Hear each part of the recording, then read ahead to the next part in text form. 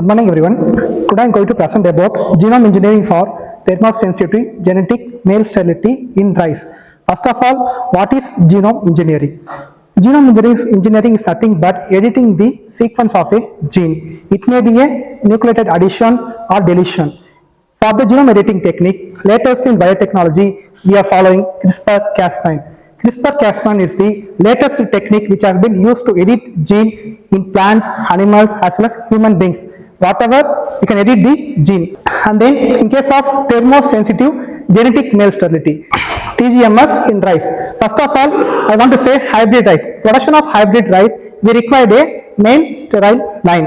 To produce a male sterile line, we can produce with the help of CMS system, that is cytoplasmic male sterility, or else with the help of environment sensitive genetic male sterility. In case of environment sensitivity, the plant can be sterile in case of by help of temperature as well as photoperiod. The plant will automatically be sterile by the help of temperature as well as help of photoperiod.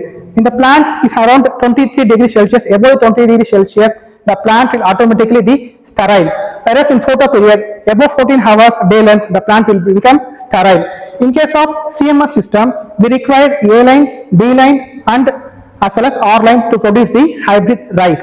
In case of A line, it will act as a male sterile line or female parent. It will act as a female parent, and then B line will act as a maintainer line and the R line acts as a restorer line. To produce a hybrid, we will be crossing the male sterile line with the restorer line. The coming offspring will be a hybrid rice. What is the role of B line in CMS system? It is to maintain the fertility of the A line. It has to maintain the fertility of the A line. That is more or less A and B are isogenically similar line.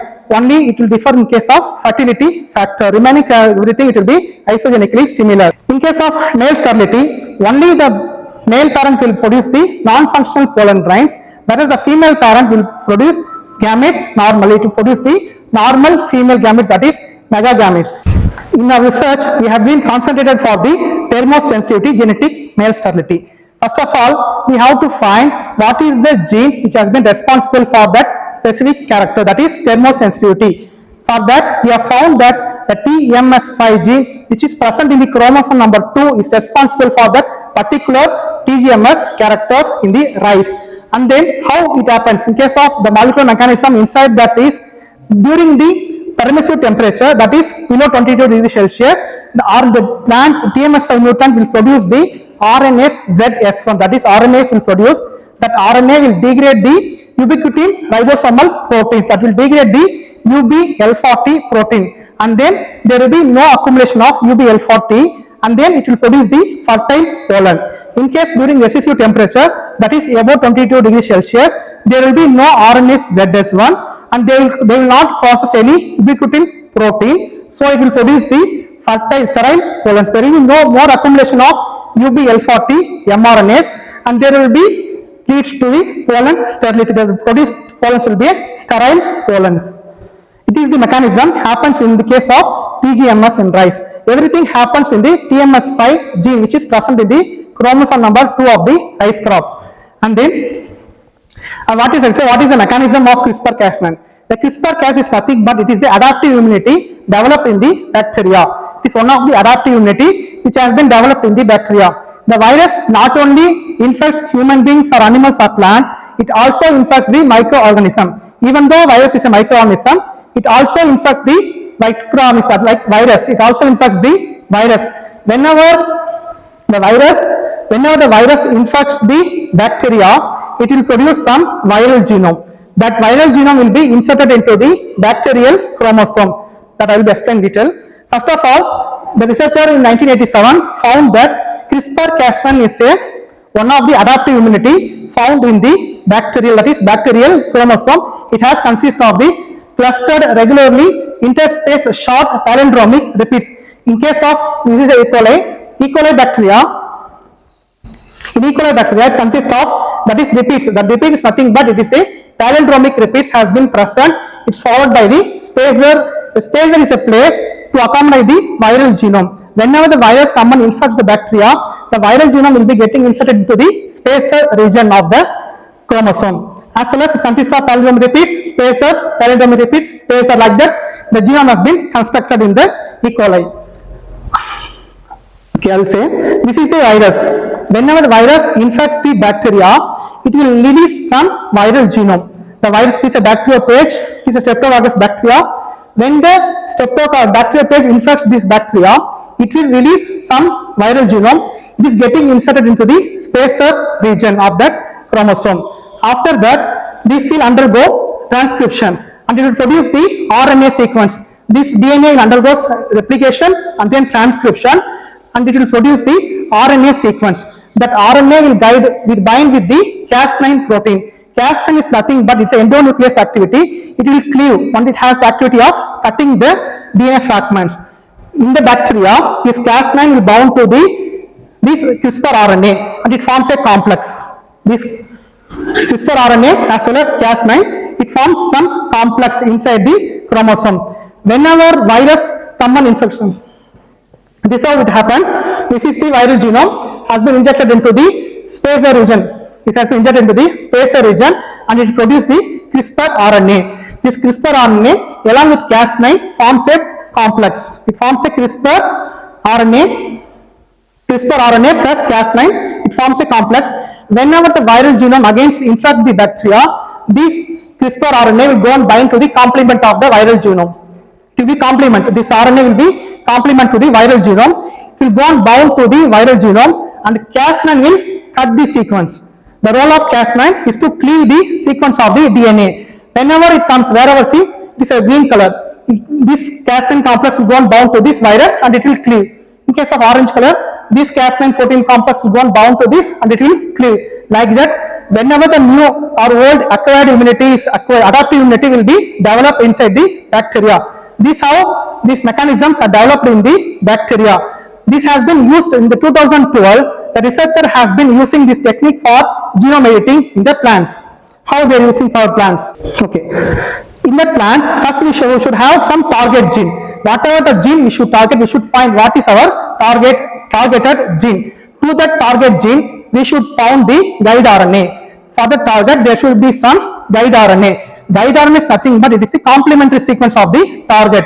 Whatever gene we are targeting, for that gene, the guide RNA 20 base pair sequence guide RNA will be a target.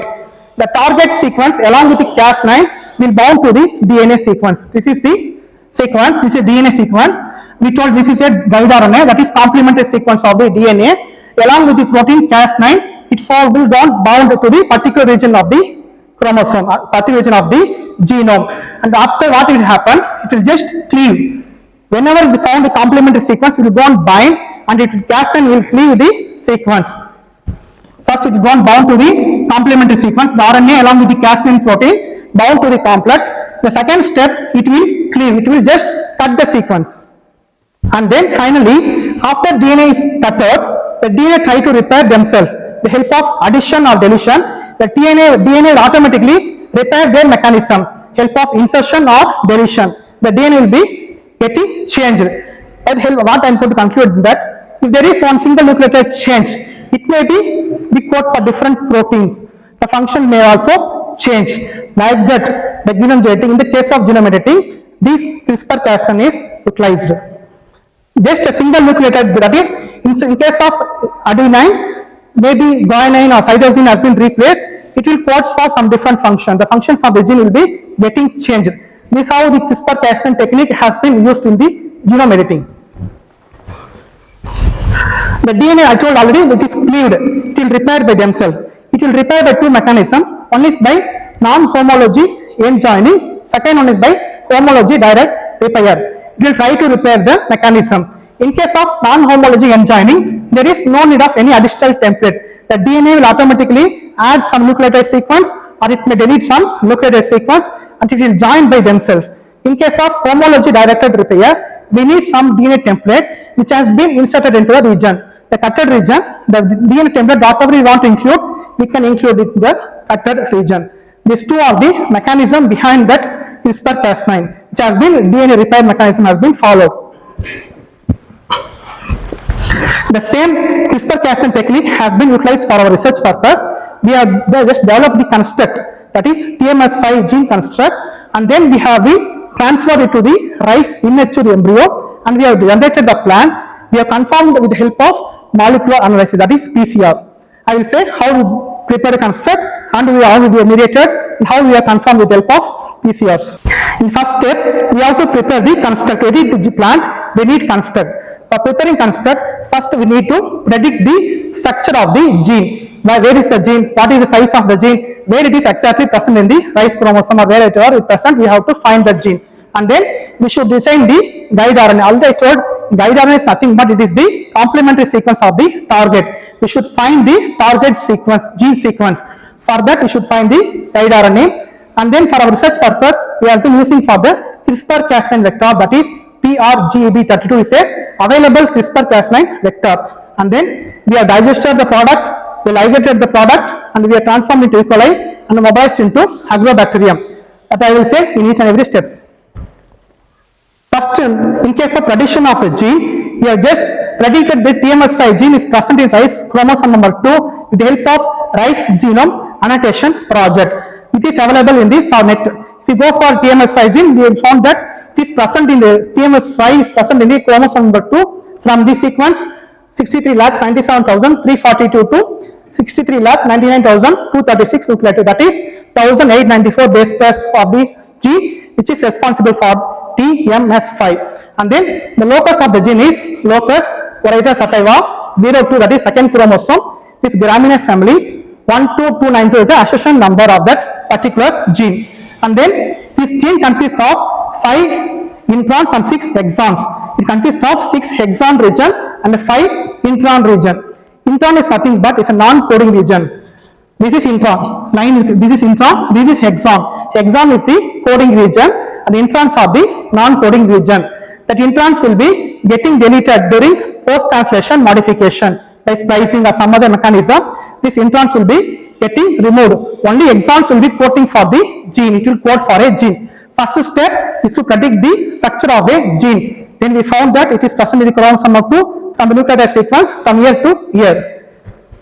And then we have targeted, we have designed the guide RNA. The guide RNA designed with help of available software, that is CRISPR Plant 2.0. It is a available software for CRISPR tool.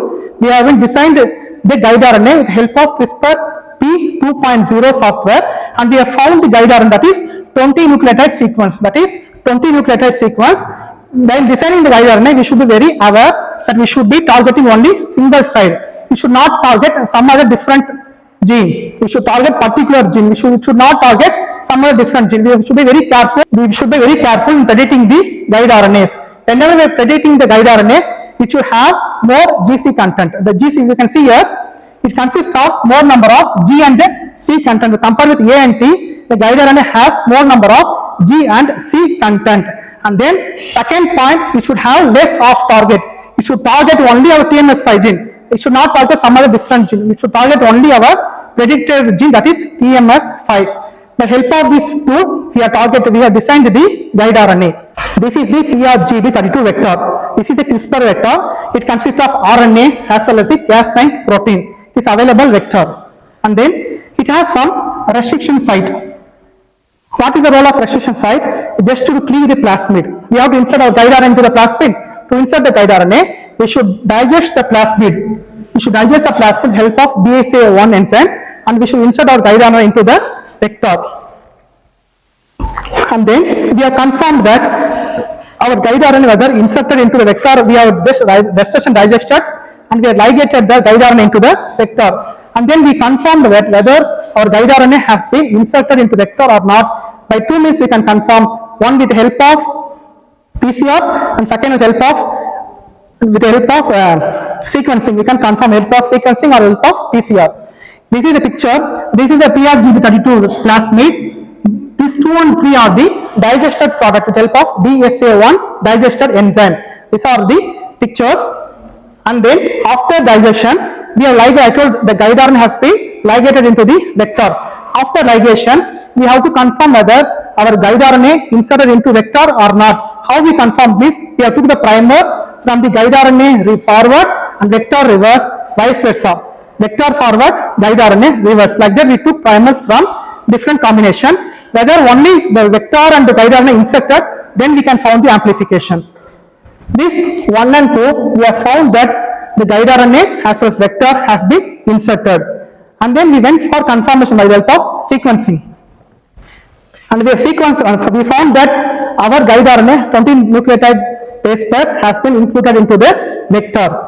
And also we confirmed with the help of emboss also, we have confirmed that our guide RNA sequence has inserted into the PRGB32 vector.